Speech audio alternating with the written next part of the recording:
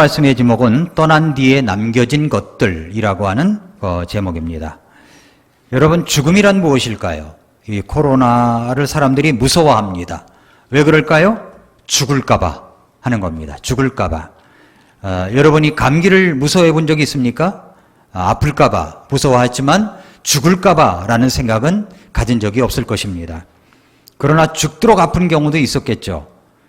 사형수가 사형을 받으려고 사형장으로 가는 길에 크게 넘어져가지고 아주 죽을 수도 있는 상황에서 하는 말이 어휴, 죽을 뻔했네 라고 했다고 합니다. 이토록 사람들은 이 삶에 대한 애착과 의지가 크다는 것을 엿볼 수가 있습니다.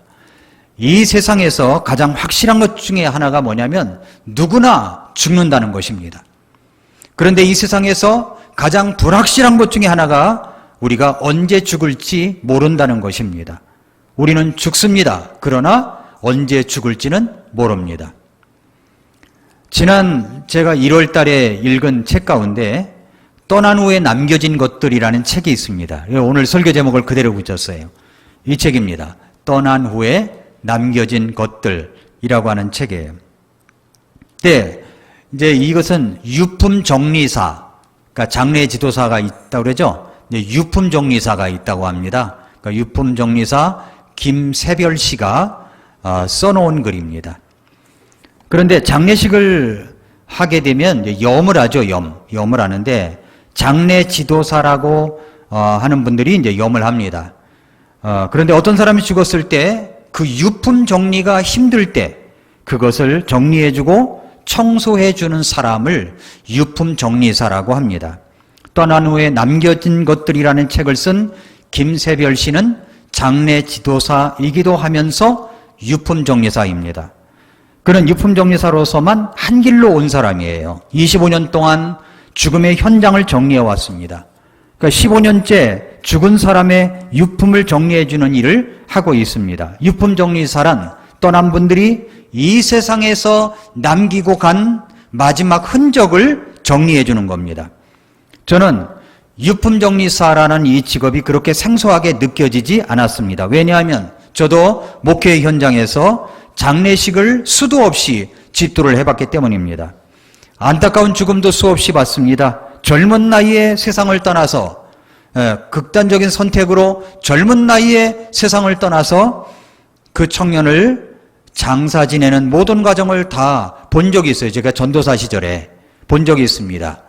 그가 이제 마지막 장례식을 하기 위해서 아마 팔당 어디에 있는 공원묘지 같은데 운구를 하는데 정말 힘들게 언덕을 올랐던 기억도 납니다. 안타까운 죽음도 수없이 봤습니다. 그리고 저는 장례식을 할 때 제가 직접 염습을 하진 않지만 장례 지도사가 합니다만 그 염을 하는 시간엔 우리 유가족들과 함께 하려고 노력을 합니다. 그래서 그 장면 하나하나를 보게 됩니다. 사람이 죽으면 장례식을 합니다. 그 장례식 과정에서 가장 슬플 때가 있어요. 처음 돌아가셨을 때입니다. 그리고 염습을 할 때예요. 염습을 할 때. 그리고 관 뚜껑을 덮을 때. 그리고 발인할 때입니다. 발인할 때. 얼마나 슬픈지 몰라요. 그리고 화장장에서 화구에 고인이 들어갈 때.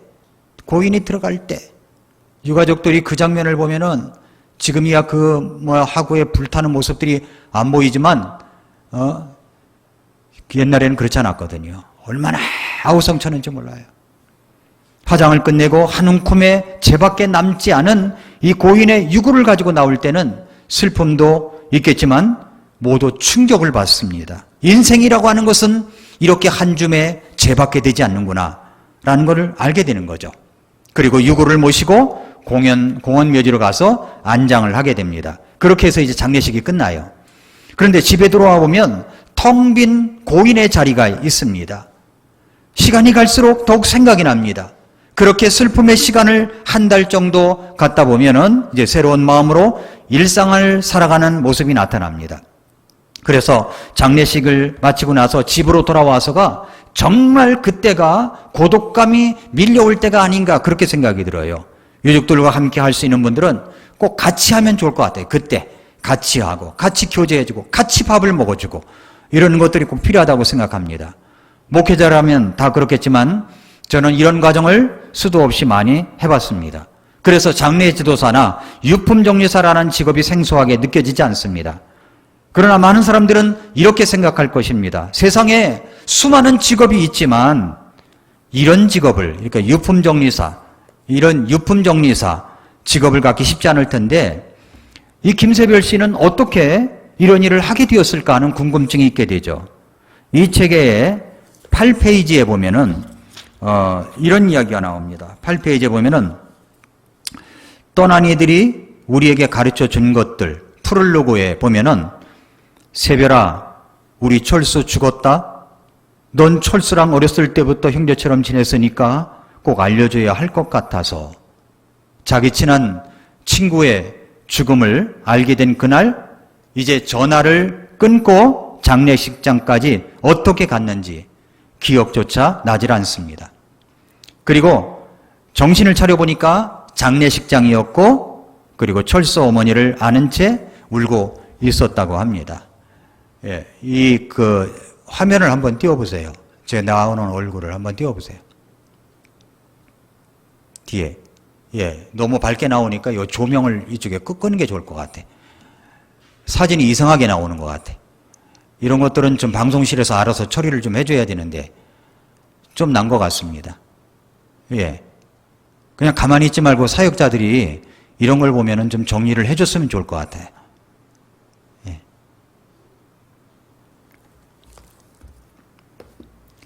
그래서 이제 가장 친했던 어떤 친구의 죽음, 또 23세 나이로 오토바이를 갖는 것은 그의 가장 큰 꿈이었는데 첫 월급을 사가지고 첫 월급을 모아가지고 산 오토바이를 타고 가다가 그만 신호위반 차량과 부딪혀서 그 자리에서 친구가 죽고 말았어요. 원하던 것을 가지고 즐거움도 누리지 못한 채 그 친구가 세상을 떠났습니다. 태어나서 처음으로 이제 염하는 과정을 이제 보게 되었답니다. 친구의 몸을 닦아내고 수의를 입히며 그리고 마지막까지 정성을 다하는 염습의 모습을 보면서 이 김세별 씨는 아주 큰 충격과 그리고 또 한편으로는 감동을 받게 되었답니다. 그때 그 감동은 그 지인이 연습을 할 만한 사람 좀 구해달라고 어떤 분이 이야기를 했는데 그 말에 내가 직접 한번 해볼까? 해가지고서 그만 연습을 그렇게 하다가 장례 지도사까지 하게 되었다는 거예요. 당시에는 장례 지도사라는 말도 없었답니다. 체계적으로 가르쳐주는 것도 없었고요. 처음에는 이제 안치실에 있는 고인의 몸에 손을 대는 것만도 두렵고 떨림이 있었는데 차츰차츰 그렇게 경력을 쌓아갔다고 합니다. 그렇게 연습을 하다 보면 모든 사람의 죽음이 그렇게 똑같지 않다는 사실에 충격을 받았다고 합니다. 드라마처럼 죽음의 두려움을 이겨내고 마지막 순간을 평온하게 맞이하는 건 1000명 중 1명 될까 말까 하는 죽음이라는 거예요. 이게 그 장례 지도사들이 하는 말이에요. 죽음의 모습이 다 다르다는 겁니다. 아무도 거두는 이 없는 외롭고 쓸쓸한 죽음이 너무너무 많다는 것을 알게 되었답니다. 그래서 왜 일을 하게 되었냐 그랬더니 남은 사람들의 슬픔을 덜어주는 세상이 꼭 필요하다는 일이라는 생각 때문에 하게 되었고 고인이 남긴 흔적을 깨끗이 치우고 고인의 유품을 정리해서 가족에게 전달하고 그리고 주변을 청소하는 것뿐이지만 안타까운 죽음이 너무나 많아서 떠난 이들이 세상에 남겨놓은 메시지, 마지막 인사를 가장 가까이서 전해 들은 사람으로서 이들의 이야기를 내가 알려야 되겠다라는 생각으로 이 책을 이제 쓰게 되었다고 합니다. 그리고 또 하나는 유품정리사를 바라보는 부정적인 시선을 바꾸고 싶다는 것도 들어있다고 합니다. 왜 이 책을 썼는가? 13페이지에 이런 얘기가 나와요. 그냥 어떤 사람이 태어나 이런저런 험악한 일을 겪다가 죽었다라는 자서전이 아니라 신문의 가십거리를 다룰 만한 자극적인 이야기를 전하려고 하는 것이 아니라 다만 독자들이 떠난 이들의 뒷모습, 남겨진 모습 속에서 꼭 하나 기억해 주었으면 하는 것이 있었다고 말합니다. 그 뭐냐? 그것은 우리가 무심코 지나쳐온 다양한 죽음 속에는 언젠가 내가 맞닥뜨릴지도 모를 하루가 들어있고, 또 지금 내 옆에 살고 있는 우리 이웃들의 이야기가 담겨있고, 우리가 정말로 남는 것은 집도 돈도 명예도 아닌 누군가를 마음껏 사랑하고 사랑받았던 기억, 그러니까 누군가를 마음껏 사랑하고 사랑받았던 기억, 오직 그거 하나뿐이라는 사실을 전하고 싶었다는 겁니다. 한 번은 유품정리 의뢰가 들어와서 현장에 가니까 벌써 고인의 아버지가 이미 정리를 다 해놨다는 거예요. 그래서 딸의 죽음으로 무척 힘이 드실 텐데 저희들에게 맡기시지 어떻게 혼자들 이렇게 하셨냐고 하니까 그 아버지가 이렇게 말하더랍니다. 나 때문에 이 세상에 나온 아이인데 마지막도 내가 갈무리해야 하지 않겠소? 라고 이야기를 했더라는 거예요. 그러면서 김세별 유품정리사는 이렇게 프롤로그를 마칩니다. 유품정리사로서 나의 경험을 통해 당신이 지금보다 주변 사람들을 더 소중히 여기고 진정한 삶의 의미를 찾게 되기를, 나와 내 사랑하는 사람들이 살아있음에 감사하며 그냥 사는 것과 감사하며 산다는 것의 차이를 깨달을 수 있기를 간절히 바란다. 이러면서 프롤로그를 마쳐요. 여러분과 나, 우리 모두는 정말 소중한 존재입니다. 내가 살아있다는 사실만으로도 고마워하는 사람이 있다는 거예요. 내가 살아있다는 사실만으로도 고마워하는 사람이 있습니다. 단지 그것을 우리가 모르고 있을 뿐이라는 겁니다. 성경 전도서 3장에 보면 하늘 아래 모든 일에는 시기가 있고 모든 목적한 것에는 때가 있도다라고 했습니다. 인생이라고 하는 것은 날 때가 있고 죽을 때가 있고, 심을 때가 있고 심은 것을 뽑을 때가 있고, 죽일 때가 있고 고칠 때가 있으며 무너뜨릴 때가 있고 세울 때가 있다고 했습니다. 인생은 다 때가 있습니다. 모든 일에는 시기가 있고 모든 목적한 것에는 때가 있는 것입니다. 그렇습니다. 우리는 모두 이 땅에 태어날 때가 있고 죽을 때가 있어요. 이렇게 인생이 끝난다는 것을 안다면 우리는 정말 두 가지 질문을 던져야 합니다. 첫째는 어떻게 살 것인가? 둘째는 어떻게 죽을 것인가 하는 것입니다. 중국에 가면 이제 우리가 코로나 바이러스가 어디에서 시작됐냐면 중국은 그 말 쓰는 걸 굉장히 싫어하죠. 중국 우한에서부터 시작이 됐다고 우리가 알고 있습니다. 거기서부터 사실 시작이 되었고요. 그런데 그 우한이라고 하는 도시에 가보면 1917년에 지어진 6층짜리 서양식 건물이 있다고 합니다. 징밍로우라고 하는 이름의 이 건물이 세워진 지 정확하게 80년째 되던 해의 어느 날, 이 건물을 설계했던 영국의 한 건축 사무소로부터 한 통의 편지가 징밍로우 그 관리사무실에, 그 건물 관리사무실에 도착했습니다. 그 편지에는 이렇게 쓰여 있었습니다.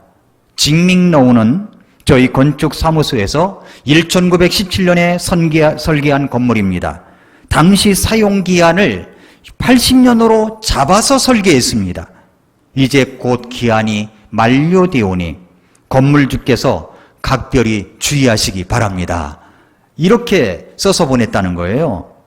디테일의 힘이라는 책에 보면은 이 내용이 나옵니다. 영국의 한 건축기사의 디테일한 부분까지 챙겨주는 친절을 이야기하는 것인데, 저는 이 내용을 보면서 한참 웃었습니다. 이 내용 성경에도 나오는데 오늘 시편 90편 10절이 그 말씀 아닙니까? 우리의 횟수의 날들이 70년이요 강건하면 80년이라도 그 횟수와 위력은 수고와 슬픔뿐이니 그 위력이 곧 끊어짐에 우리가 날아가 버리나이다. 이 말씀 나오죠? 저는 이 말씀이 영국 건축사무소에서 징밍로우 건물주에게 보내어진 편지처럼 느껴졌습니다. 하나님의 사람 모세가 기도하면서 지은 시편 말씀을 통해서 우리에게 보내진 편지인데, 인생이 정한 연수가 70입니다. 그러나 건강하다면 80까지 살 수 있습니다. 이제 곧 무너질 테니 조심하여 지혜의 마음으로 살아가세요. 이런 메시지가 아닌가 그렇게 생각이 들었어요. 자, 오늘 본문 시편 90편은 우리 인생을 돌아보게 하는 말씀이 기록되어 있습니다. 사람들은 인생이 무한정 계속될 것처럼 살아갑니다. 긴급한 일의 행포에 휘말려가지고 정말 중요하고도 긴급한 일이 무엇인지 모르고 바로 앞에 닥친 일에만 몰두하여 살아가는 사람들이 너무나 많습니다. 여러분의 나이가 어떻게 되든 여러분의 인생을 한번 돌아보시기를 바랍니다. 주님께서 말씀하신 우리의 인생을 건축하시고 그 시간이 7, 80년이라고 하셨는데 80에서 여러분의 나이를 빼보십시오. 얼마나 나옵니까? 얼마나 나와요? 남습니까? 예, 그렇다면 그건 보너스 인생인 거예요. 보너스 인생. 우리 교회에서 같이 신앙생활했던 그 정정화 형제님이라고 계세요. 예, 지금은 강원도 춘천에 사시는데 얼마 전에 저에게 옥수수를 한 박스 이렇게 보내주신 거예요. 너무나 감사했죠. 지금까지 잊지 않고 이렇게 계시니까 너무 감사해서 전화를 드려가지고 이제 이야기를 했습니다. 한번 간다 그러면서도 못 갔거든요. 정미라 자매가 이제 청년 때 아버지 엄마를 인도를 했는데 신방을 한다고 하니까 자기 엄마 아버지를 집안에 모셔놓고 신방을 받아서 그때부터 이제 접촉점을 가지고 연결해서 구원을 받으신 분입니다. 아주 정말 좋으신 분이세요. 그런데 올해 연세가 어떻게 되시냐고 했더니 글쎄 80이랍니다. 80. 그래서 목사님은 70 넘으셨냐고 그러셔가지고 저 70 아직 안 넘었다고 말씀을 드렸는데 아무튼 그래요. 근데 우리가 강건하게 살면 80이라고 그랬잖아요. 그 인생의 그 이상은 정말 보너스입니다. 보너스. 지금 이제 100세 인생이라고 합니다만은 그렇다면 그 넘치는 날수를 사는 동안 하나님께서 분명히 어떤 뜻이 있으셔서 그 넘치는 인생을 사는 것이라고 생각합니다. 우리 인생은 얼마 남았습니까? 그 남은 날수가 무한정 계속될 것이라고 장담하지 마십시오. 인생이라고 하는 것이 언제든 꺼질 수 있는 것이 인생입니다. 시편 90편 10절을 다시 보시면 우리의 햇수의 날들이 70년이요 강건하면 80년이라도 햇수의 위력은 수고와 슬픔뿐이다 라고 했어요. 근데 그 위력이 끊어지면 우리가 날아가 버리는 거예요. 계속되는 말씀 11절 12절에는 누가 주의 분노의 능력을 아나이까 주의 진노는 주의 두려우심과 꼭 같으니이다. 그런즉 우리에게 우리의 날수 세는 것을 가르치사 우리가 지혜에 이르도록 우리의 마음을 쓰게 하소서라고 얘기합니다. 제한된 인생을 살아가는 우리에게 우리의 남은 날수 세는 것을 가르쳐서 지혜의 마음을 갖고 살아가게 해달라고 이야기하고 있는 것입니다. 여러분의 인생의 날수 얼마 남았습니까? 80에서 빼보십시오. 그 남은 인생을 지혜의 마음을 쓰며 살아가기 위해서 오늘 성경 본문은 우리에게 가르쳐 주시는 것이 있습니다. 첫째로 우리 인생은 돌아가게 되어 있다는 겁니다.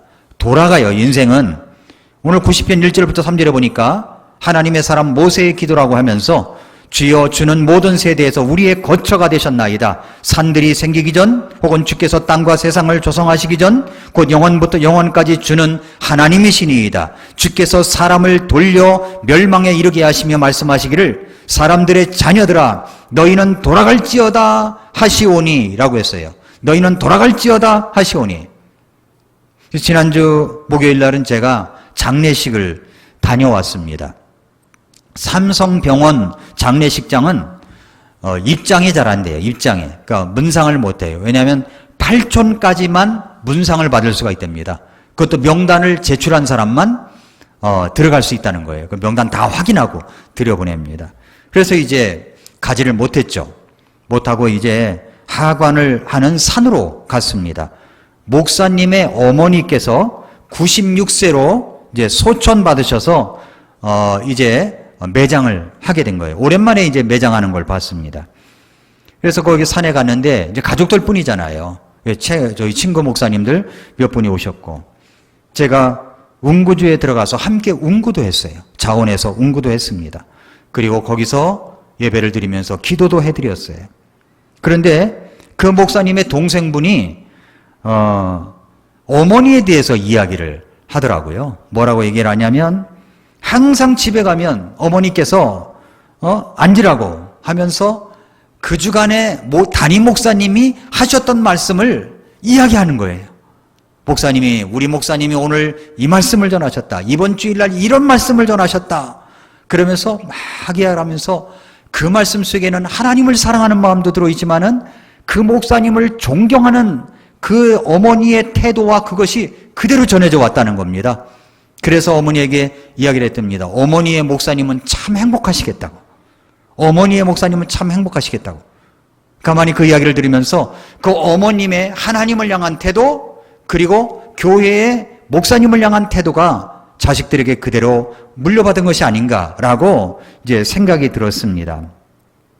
또 어머님의 하나님의 잘 믿는 신앙과 말씀으로 자신을 양육한 이 담임 목사님에 대한 존경과 사랑을 자식들에게 물려주었던 거죠. 그 어머님이 96세로 세상을 떠나서 천국에 가셨습니다. 이렇게 다 무너지게 되어 있어요. 인생은 무너지게 되어 있습니다. 인성은 쓰러지게 되어 있어요. 때가 되면 무너집니다. 다윗은 그래서 인생이 무엇인가에 대해서 시편 62편 3, 4절에서 너희가 어느 때까지 사람을 치려고 해악을 꾀하려느냐? 너희는 다 죽임을 당할 것이요 넘어지는 담과 흔들리는 울타리같이 되리로다. 담이 넘어져 가요. 울타리가 흔들려요. 금방 넘어져 가겠죠. 그렇게 됩니다. 인생 관리는 시간 관리라고 했습니다. 인생은 시간의 제한을 받아요. 그것이 인간의 연약함입니다. 그런데 모세도 그것을 알고 있었습니다. 인간에 비해서 하나님은 어떤 분이십니까? 하나님은요, 영원부터 영원까지 주는 하나님이시라고 1절에 말씀했습니다. 인생은 어떻습니까? 인생은요, 정말로 우리는 참 쓰러져가는, 그리고 돌아갈 수밖에 없는 그런 사람들입니다. 그래서 사람의 연약함에 비하여 하나님은 영원하신 분이라는 것을 이야기하고 있습니다. 시간의 제한을 받지 아니하시는 분이 하나님이십니다. 우리 인생의 연약함 속에서 하나님의 영원하심을 묵상해 보는 것은 대단히 유익한 것입니다. 하나님은 영원하십니다. 그러나 인간은 시간의 제한을 받아들여야 됩니다. 그래서 우리는 사람이 죽으면 뭐라고 얘기합니까? 돌아가셨다고 하는 겁니다. 인생은 돌아가게 되어 있는 거예요. 어디로 돌아가요? 영원한 세계로 돌아가게 되어 있습니다. 영원한 세계가 어느 곳이 있습니까? 천국과 지옥이 있는 거죠. 영원한 세계는 천국과 지옥이 있습니다. 그래서 히브리서 9장 27절에 보면은 한 번 죽는 것은 사람들에게 정해진 것이요 그 후에는 심판이 있다라고 말씀하는 거예요. 심판이 있다. 사람이 죽으면 끝나는 게 아닙니다. 죽은 후에는 반드시 심판이 있습니다.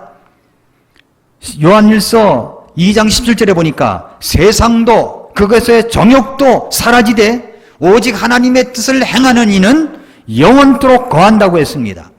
인생은 하나님께로 돌아가고 이 세상에 있는 모든 것은 다 사라지게 되어 있습니다.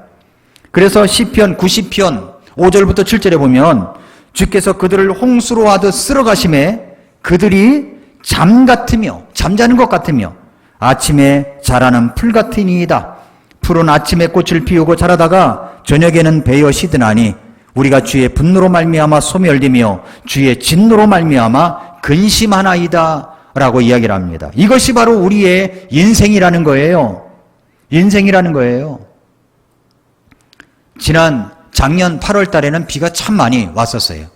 그래서 제가 이제 아침에 한강길을 운동해서 운동기구가 있는 코스까지 갔다 오면 이제 한 3km가 됩니다. 1.5km 지점에 운동기구가 있어요. 근데 멀리 이제 검단산에 보이는 곳에 나무 한 그루가 잘 멋있게 서 있었어요. 나무 한 그루를 배경으로 제가 사진을 찍곤 했습니다. 그런데 그것이 쓸려가서 완전히 꺾어진 거예요. 완전히 꺾어졌어요. 홍수처럼 쓸어가시나이다. 이 말이 생각이 났습니다. 홍수처럼 쓸어가시는 겁니다. 홍수처럼 쓸어가요. 그렇습니다. 여러분, 인생은 끝이 있습니다. 인생은 마지막에 있어요. 그것을 성경은 인생은 돌아간다 라고 이야기하는 겁니다. 인생은 돌아가게 되어 있다는 것을 우리가 기억해야 됩니다. 두 번째로는 인생 끝에는 심판이 있습니다. 히브리서 9장 27절에 한 번 죽는 것은 사람들에게 정해진 것이요 이것 뒤에는 심판이 있다고 그랬어요. 한 번 죽는 것은 정해진 겁니다. 후에는 반드시 하나님의 심판이 있습니다.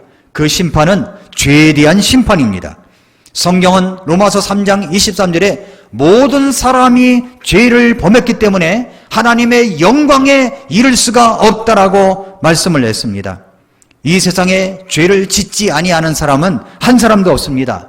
전도서 7장 14절에 그랬죠. 로마서 3장 10절 이하에 보면은 바로 우리 인생은 의인은 없나니 한 사람도 없다라고 이야기를 하고 있습니다.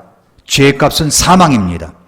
지옥의 심판입니다. 인생 끝에는 반드시 심판이 있습니다.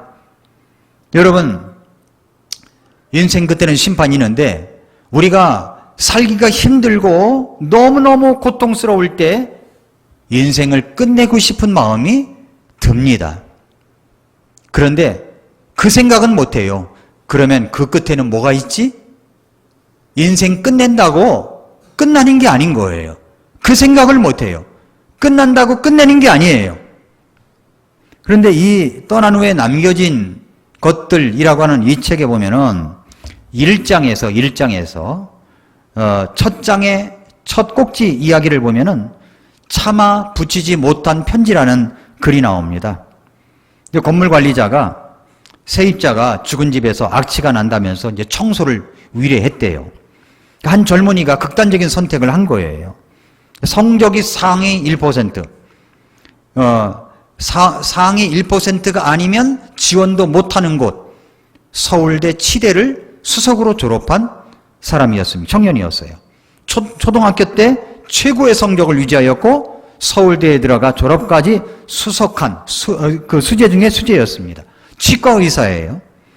그런데 왜 그런 젊은이가 스스로 목숨을 끊었을까? 왜 그랬을까? 왜 그랬을까? 유품정리사는 계속 그걸 생각한 겁니다. 이제 치과 의사가 되어 남부럽지 않게 살 일만 남았는데 그런 젊은이가 왜 스스로 목숨을 끊었을까? 왜 그랬을까? 여러분, 정말 우리 주변에 일어나는 사건을 통해서 던져야 할 질문이 있죠. 왜라는 질문이에요. 왜 나는 아플까? 왜 내게 이런 일이 일어났을까? 왜 저 사람은 그런 생각을 했을까? 왜 하는 것을 질문을 던져봐야 돼요.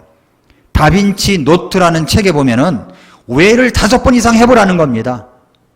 이게 다빈치 생각이라는 거예요. 5번 이상 반복하라는 말이 나와요.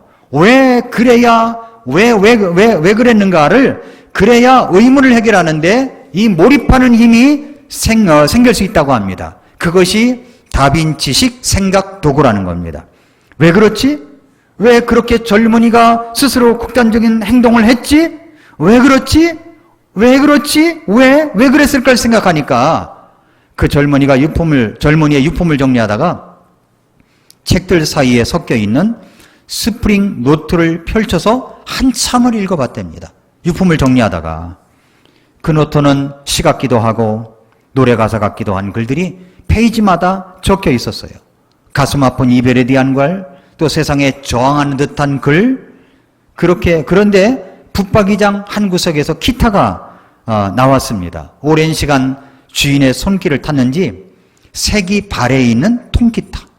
줄을 튕겨보니까 튜닝도 아주 잘 되어 있는 기타였습니다. 옆에 있는 상자 보니까 악보가 그렇게 잔뜩 들어있었다는 거예요. 오선지에 그려놓은 음표를 방금 스프링 노트에서 보았던 가사들이 적혀 있었더랍니다. 그런데 상자에 있는 악보를 꺼내보다가 그냥 넣어두려고 하는데 편지봉투 하나가 툭 떨어지는 거예요. 그래서 열어보니까 엄마에게 쓴 편지였습니다. 엄마에게 붙이지 않은 편지인 거예요. 거기에 보니까 이런 글이 있어요. 그리운 엄마께 날씨가 무척 추워졌어요. 우풍도 센 집에서 한겨울을 또 어찌 지내시려는지 걱정이네요. 보일러 돌리는 거 너무 아까워하지 마시고요. 감기 들면 몸 아프지 약값 들지 그게 내 손해예요. 엄마 열심히 공부해서 얼른 의사가 될게요. 제가 치과 의사가 되면 최고로 좋은 틀니 해드릴게요. 집도 고쳐드리고 아버지 허리 수술도 해드리고요. 그런 날이 빨리 왔으면 좋겠어요. 저는 잘 지내고 있지만 그래도 엄마가 보고 싶어요. 붙이지 않은 편지예요. 그래서 이 품종이사는 또 생각한 거예요. 그런데 왜 이 친구가 세상을 떠났을까? 넉넉하지도 않고 가난한 집에서 뒷바라지를 하여 여기까지 올라온 이 젊은이 같았습니다. 자신이 책임을 질 것도 너무나 많은 이 무거운 인생. 그런데 자신이 하고 싶은 일은 사실은 치과 의사가 아니라 노래를 만드는 작곡가가 되고 싶었던 것 같아요. 그것이 누구에게도 말하지 못한 꿈, 부모에게도 털어놓지 못한 꿈이었던 것 같이 생각이 들었습니다. 유품정리사 김세별 씨는 이 젊은이에 대해서 이렇게 말합니다. 27페이지 5번째 줄에 보면은 이 바보 같은 젊은이는 자신이 원하는 삶을 살며 행복해하는 모습을 보여드리는 것이 진정한 효도라는 것을 몰랐다. 부모님에게도 그가 소중한 까닭은 그가 의사가 되어서가 아니라 다만 자식이었기 때문이다. 살아있는 것만으로도 눈물겨운 존재가 자식이라는 것을 그는 미처 헤아리지 못했다. 이렇게 썼어요. 한 줄 교훈을 제가 이렇게 적었습니다. 내가 기뻐하고 원하는 것을 알면서 행복하게 살아가는 모습이 진정한 효도다라는 거예요. 진정한 효도라는 거예요. 제가 우리의 인생을 살아가면서 어떻게 살 것인가를 생각하고 어떻게 죽을 것인가를 생각하라고 했습니다. 어떻게 죽겠습니까? 서강대학교 교수님이신 최진석 교수님이라는 분이 있어요. 이분이 돼지띠더라고요. 돼지띠. 저하고 같은 띠예요. 이런 탁월한 사유의 시선이라는 책을 쓰신 분입니다. 이분의 강의가 참 재미있어요. 죽음에 대해서 이야기하면서 아버지가 어떻게 돌아가셨는지를 이야기를 하는데 뭐 하냐면 아버지의 마지막 말이 뭐냐면은 마지막 말씀이 나 이제 그만 먹을란다. 이게 끝이었대요. 그리고 일주일간 곡기를 다 끊어버리고 일주일 후에 세상을 떠나셨다는 겁니다. 제가 알고 있는 어떤 분의 아버님도 그렇게 세상을 떠나셨어요. 아, 정말 나 이제 안 먹을란다 하고 끝난 거예요. 이 죽음을 컨트롤했다는 말이죠. 죽음의 문제를 심각하게 고민했다면 어떻게 살 것인가에 대한 답이 나옵니다. 방금 저는 부모님의 입장에서 우리의 자녀들이 어떻게 살았으면 좋겠는가 하는 것을 이야기했어요. 내가 기뻐하고 원하는 것을 하면서 행복하게 살아가는 모습이 진정한 효도라고 했습니다. 그런데 하나님께서 우리의 인생을 보실 때 뭐라고 하십니까? 우리의 횟수의 날들이 70년이요 강건하면 80년이라도 그 횟수의 위력은 수고와 슬픔뿐이니 곧 그 위력이 곧 끊어짐에 우리가 날아가 버리나이다. 누가 주의 분노의 능력을 아나이까? 주의 진노는 주의 두려우심과 꼭 같으니이다. 그러니까 죽으면 끝나는 게 아니라는 말이에요. 죽음으로 모든 것을 종지부 찍는 게 아니라는 겁니다. 죽는다고 해결되는 문제가 아니라는 거죠. 죽으면 그 다음에 세상이 펼쳐집니다. 죽고 싶다는 생각이 들 때 죽어버리면 안 됩니다. 죽은 다음에는 생각지도 못한 끔찍한 심판이 우리를 기다리고 있기 때문입니다. 요한계시록 21장 8절에는 그러나 두려워하는 자들과 믿지 않는 자들과 가증한 자들과 살인자들과 음행을 일삼는 자들과 마법사들과 우상숭배자들과 모든 거짓말쟁이들은 불과 유황으로 타는 호수에서 자기 몫을 받으리니 이것은 둘째 사망이라고 얘기를 합니다. 죽으면 또 사망이라는 것이 기다리고 있어요. 그 사망이 뭐냐 했더니 요한계시록 20장 14절 15절에 보니까 사망과 지옥도 불호수에 던져졌더라. 이것은 둘째 사망이니라. 누구든지 생명책에 기록된 것으로 드러나지 않는 자는 불호수에 던져졌더라 라고 얘기를 합니다. 둘째 사망은 불호수예요. 불호수. 뜨거운 불에 데인 적이 있습니까? 그런데 그런 곳에서 영원토록 고통만 당하고 있습니다. 지난주 금요일에는 병원에서 투병정인 우리 김희성 영자님과 통화를 했어요. 제가 정말 느껴질 만큼 엄청난 고통을 당하고 있습니다. 병원에서도 어떻게 할 수가 없어요. 제가 각세분 자매님께 다시 한번 구원의 확신에 대해서 가서 말씀을 드리라고 했습니다. 이야기를 나누라고. 각세분 자매님이 이제 병간호를 하면서 구원의 확신 부분을 다시 확인하면서 이제 우리는 천국에서 만나자고 하면서 부둥켜 안고 많이 울었다는 거예요. 그렇게 많이 울었답니다. 그래서 곽세분 자매님이 저에게 전화를 하신 거예요. 목사님이 시키시는 대로 했습니다. 우리 둘이 부부 너무너무 부둥켜 안고 울었습니다. 확신이 있더라고요 하면서 이야기를 하더라고요. 옆에서 듣고 있던 김희성 여기님이 목사님하고 통화하고 싶다고 전화를 저를 바꿨어요. 제 전화를 했더니 막 엄청 우시는 거예요. 그렇게 우실 수가 없어요. 너무 많이 우시더라고요. 그러면서 하시는 말씀이 목사님 너무너무 고통스러워요. 너무너무 고통스러워요. 죽을래도 죽을 수가 없어요. 빨리 천국 가고 싶어요. 정말 마음이 아팠어요. 너무너무 아팠습니다.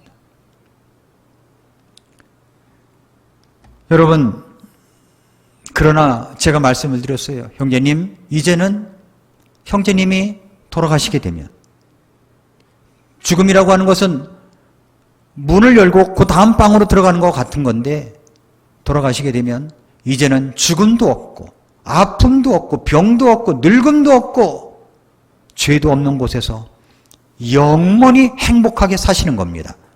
예수님을 믿었기 때문에 그것이 가능한 것입니다. 말씀을 드렸어요. 그런데 여러분 생각해 보세요.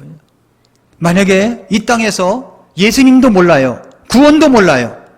죄 가운데 살고 있어요. 근데 엄청난 고통을 받고 있어요. 너무나 고통을 받고 있어서 정말 죽고 싶을 정도로 그렇게 엄청난 고통을 받고 있다가 죽었는데 그 다음 세상이 정말 죽음도 없고 죄도 없고 아픔도 없고 눈물도 없고 늙음도 없고 모든 고통도 없는 그곳에서 영원히 살면 괜찮을 텐데 그렇지 않고 뜨거운 불호수에 들어간다면 얼마나 그 인생이 불쌍한 인생이냐 하는 겁니다. 그러나 여러분, 우리가 예수님을 믿었기 때문에 영원한 천국에서 살 수가 있는 것입니다. 우리는 이제 죽은 후에는 반드시 심판이 있다는 것을 알고 있습니다. 우리는 영원한 생명을 갖고 있기 때문에 영원한 천국에서 만날 수가 있는 것입니다. 그러나 혹시 이 말씀을 듣는 여러분들 가운데 나는 아직 오늘 죽으면 천국 갈 자신이 없다, 내게는 구원이 없다라고 생각하신다면 꼭 구원받아야 됩니다. 네, 언제든지 저에게 연락을 주세요. 도와드리겠습니다. 마지막 세 번째, 그러한 인생을 알고 우리는 지혜의 마음을 가져야 됩니다. 90편 11절 12절에서 누가 주의 분노의 능력을 아나이까 주의 진노는 주의 두려우심과 꼭 같으니이다.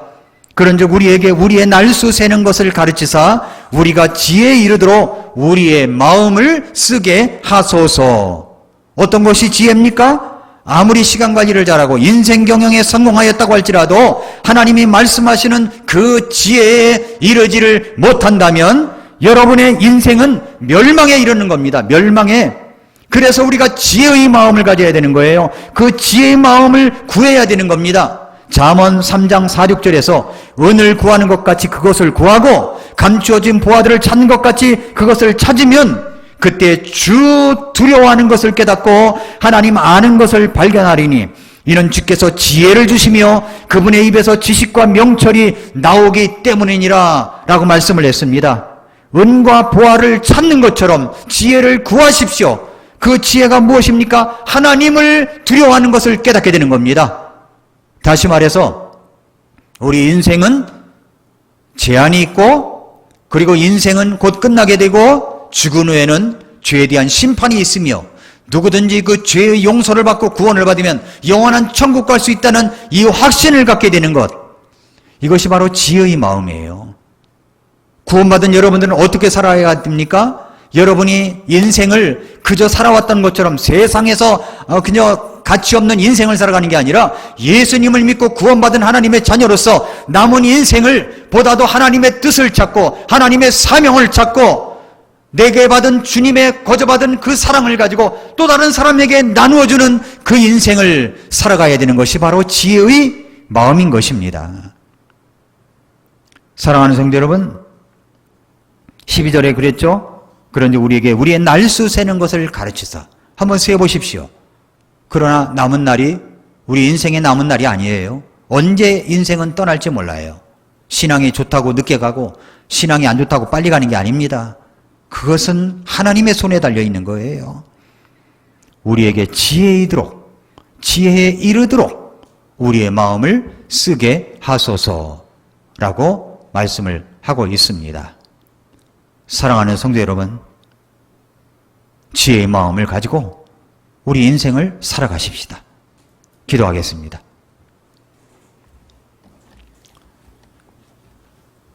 이 시간 조용히 머리 숙여서 기도하겠습니다. 조용히 머리 숙여서 기도할 때 사랑하는 성도 여러분, 우리에게 지혜의 마음을 갖고 있어야 됩니다. 지혜의 마음이라는 것이 무엇입니까? 만약에 여러분들이 예수 그리스도를 믿지 않고 구원을 받지 못했다면, 나는 오늘 밤에 죽어도 천국에 갈 수 있고 나는 죄 용서함을 받았다라고 하는 확신이 없다면 여러분 구원받아야 됩니다. 구원받는 것이 바로 지혜의 마음입니다. 지혜의 마음을 가지십시오. 구원받아야 됩니다. 여러분 가운데 구원받은 여러분, 오늘 밤에 죽어도 난 천국 갈 수 있다는 확신이 있는 여러분, 왜 돈을 법니까?